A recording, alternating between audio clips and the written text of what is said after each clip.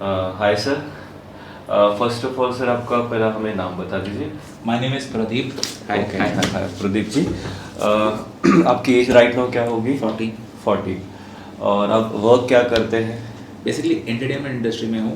Okay. Manage events. Okay. आप हमारे reference आपको कैसे मिला था? गूगल्स में। और क्या प्रॉब्लम फेस कर रहे थे, और हमारे आने से पहला हमारे पास क्या नहीं कर पा रहे थे, कब से हो रही थी, बस आप जो भी डिटेल में पर। सो स्लिप डिस्क का कंडीशन हुआ था। This happened in the year 2016।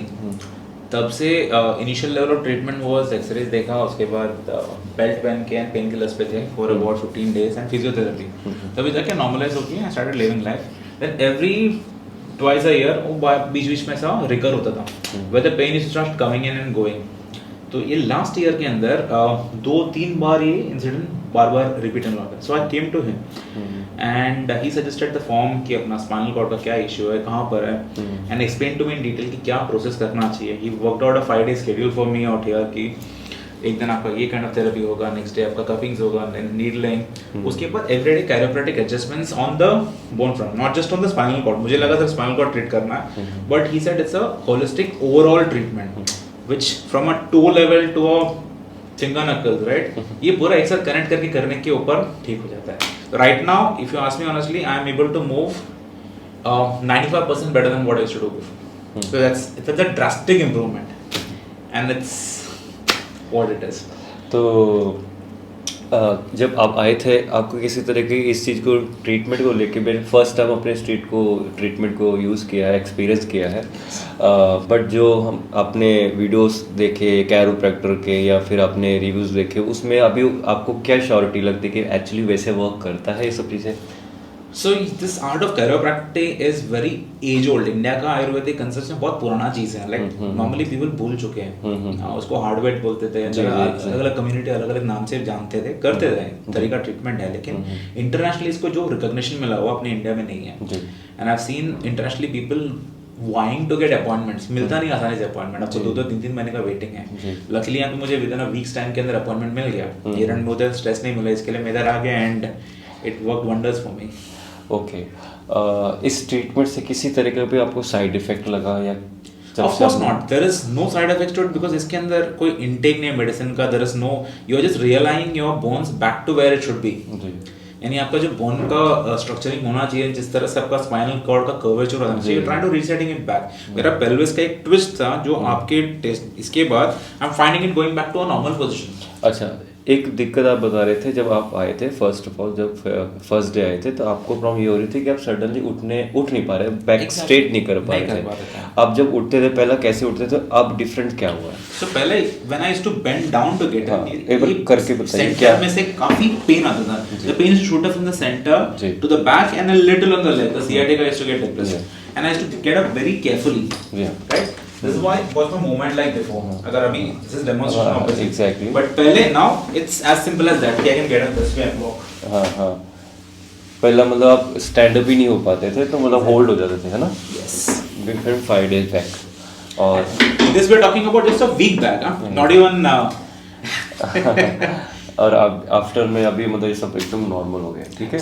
आप बाइकिंग का भी थोड़ा शौक रखते हैं, थोड़ा सा घूमने फिरने में ट्रैवल भी आपका होता है, तो बस यही है, सब चीज़ों में भी थोड़ा ध्यान रखना है। जैसे मैंने आपको बताया कि कंटिन्यूस कोई भी चीज़ को हमें नहीं करना है, ना सिटिंग पोजीशन ज़्यादा लॉन्ग टाइम करनी है, ना ही आपको स्टैंडिंग पोजीशन ज़्यादा टाइम लॉन्ग टाइम। देखिए, मैं लोगों को ये समझाना चाहता हूँ, आप किसी भी डॉक्टर के पास जाइए, डॉक्टर अपनी जगह पर सब सही है, बट कैसा ना हम क्या करते हैं, डॉक्टर हमको कुछ रेगुलर रूल्स फॉलो करने बोलते हैं, जो कि इंडियन पीपल्स करते ही नहीं है। बेसिकली सब किसी भी कास्ट में नहीं करते।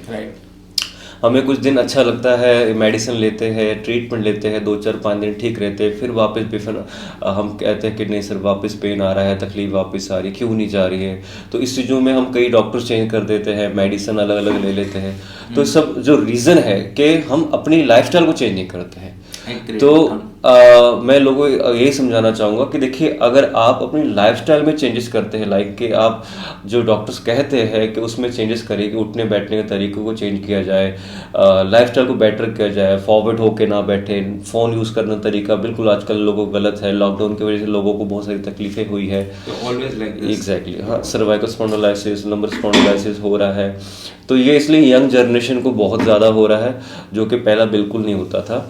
तो अभी यही हम लोगों को समझाने की कोशिश करें कि देखिए, डॉक्टर चेंज करने से कुछ नहीं होगा, अपने आप को भी चेंज करने की कोशिश करिए कि आपकी भी गलतियां हैं जो कि हम नहीं चेंज कर रहे। आप किसी भी, मैं लोगों को ये कह रहा हूँ कि यंग जो गर्ल्स बॉयज़ है, अगर उनको ये लगता है कि हम गर्ल यंग है और हमें कुछ नहीं होगा, इस टाइम आपको मैं रिमाइंडर करा दूँ कि इस टाइम सबसे ज़्यादा प्रॉब्लम उनको ही है जो यंग है, क्योंकि उनको लगता है कि हमें प्रॉब्लम नहीं होती, तो इसलिए उसकी वजह से वो बिल्कुल इग्नोर करते हैं अपनी हैबिट्स को या प्रॉब्लम्स को। ये फाउंडेशन सेट होता है, the moment you set a wrong foundation for your body from a childhood age a young age, वो बड़ा होके क्रॉनिक बनता ही है। जी जी जी, Like, एक्चुअली I think हाँ, मेरा भी रीजन है, I used to work out in the gym, I used to do weight lifting, squatting with heavy weights. जब भी मैं बेल्ट का you are supposed to wear a belt and then do it, मैं बोला छोड़ना, कुछ नहीं होता, कर लूंगा। जी। तो maybe this could be one of the reason कि मेरा स्लिप डिस्क हुआ ऑफ। जी जी, राइट, अ लिटिल केयरफुल, सब कुछ अपना जो तरीका से करेंगे। बिल्कुल, और प्रिकॉशन आपको भी रखना है, बिल्कुल रखना, थोड़ा वेट को लॉस करने की कोशिश करनी है ना। अगर ये आप जब नेक्स्ट मंथ में हमारे पास जैसे फॉलोअप के लिए आते हैं, तो आप ये सब चीज़ें आप रेगुलर करते हैं, एक्सरसाइज, लाइफस्टाइल को बेटर किया जाए, तो ये सब चीज़ें चली जाती है, एक दिन में नहीं जाती, बट 5 डेज में अगर किसी को अब 90 कितना भी परसेंट बेटर, अगर किसी 10-20% रह भी गया, तो अगर एक महीने अच्छी तरह उसी को मेंटेन किया जाए, वो भी कवर हो जाता है without surgery, without medicine, without side effect, है ना, और इतना पैसा भी नहीं लगता बेसिकली कैरोप्रैक्टर के पास। It's not about the money. Again, I'll tell you problem क्या है, if you look into any allopathy, मैं ये नहीं बोल रहा कि एलोपैथी बुरा है, I don't believe into it, but for pain, allopathy का पहला चीज़ है देखिए कि पेन किलर्स करता क्या है, आपके नर्वस रिसेप्टर्स में सेंसरी और रिसेप्टर्स को रोक देता है, इसलिए brain doesn't understand the pain, pain जाने रहा है, आपका प्रॉब्लम सॉल्व नहीं हो रहा है, इट इज स्टिल देयर, आपको समझ में नहीं आ रहा है, you are able to walk around with it, but वो वॉक अराउंड में क्या हो रहा है, प्रॉब्लम और क्रॉनिक हो सकता है। एग्जैक्टली, तो I think that correction is the most important thing in your life. जी जी जी। तो ओवरऑल सर, ट्रीटमेंट से मतलब आप, अगर मैं परसेंटेज पूछूं 100 में से कितने percent better? 100, there's no doubt about it. I don't have to give you a wrong review as such, guys. Overall happy है आप ट्रीटमेंट से? 100%. Thank you so much sir, आपका एक वैल्यूबल फीडबैक देने के लिए। आई होप कि आपके फीडबैक से लोगों को समझ आएगी कि ये जो प्रॉब्लम है, ये एक जेनेटिक प्रॉब्लम नहीं है, ये एज वाइज नहीं है, ये सिर्फ हैबिट्स प्रॉब्लम है। अगर अपनी हैबिट्स को बेटर किया जाए तो ऑलमोस्ट प्रॉब्लम चली जाएगी। एक महीने के अंदर अंदर आपकी कितनी भी पुरानी प्रॉब्लम चली जा सकती है, अगर आपने एक महीने भी अपने आप को अच्छी तरह फॉलो किया। Thank you so much sir, मिलते हैं नेक्स्ट मंथ जैसे मैंने आपको बताया, ठीक है? All right.